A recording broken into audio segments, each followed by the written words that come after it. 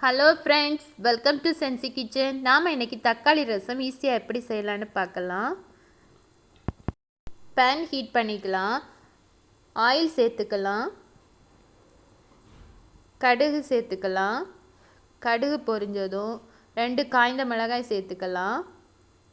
கூடவே உளுத்தம் பருப்பு ஆட் பண்ணிக்கலாம். கறி லீவ்ஸ் ஆட் பண்ணிக்கலாம். 2 பச்சை மிளகாய், தக்காளி ஆட் பண்ணிக்கலாம். இது கூடவே கொஞ்சமாக சால்ட் ஆட் பண்ணிக்கலாம். சால்ட் ஆட் பண்ணிவிட்டு லைட்டாக மிக்ஸ் பண்ணி அதை வேக விடலாம். இப்போ ஒரு மிக்ஸி ஜார் எடுத்துக்கலாம்.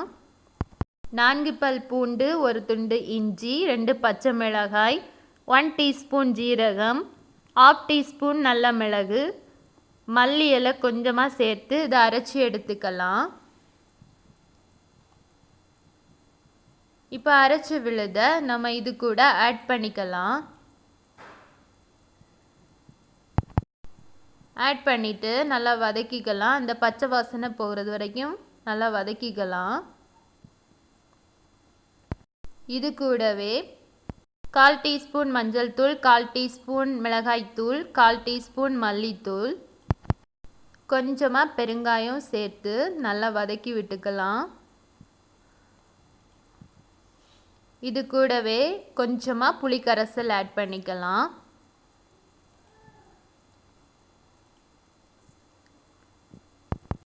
நல்லா மிக்ஸ் பண்ணிக்கலாம்.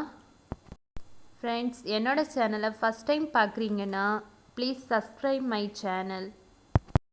இனி நம்ம ரசத்துக்கு தேவையான அளவு வாட்டர் ஆட் பண்ணிக்கலாம்.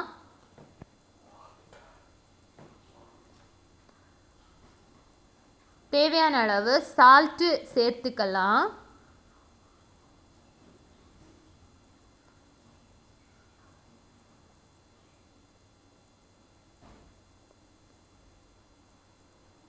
ரசம் ரொம்ப கொதிக்கக்கூடாது.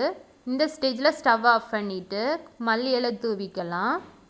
அவ்வளோதான் ஃப்ரெண்ட்ஸ், ரொம்ப டேஸ்டான சூப்பரான ரசம் தயாராகிடுச்சு. இந்த வீடியோ பிடிச்சிருந்தால் லைக் பண்ணுங்கள், ஷேர் பண்ணுங்கள், கமெண்ட் பண்ணுங்கள். தேங்க்ஸ் ஃபார் வாட்சிங்.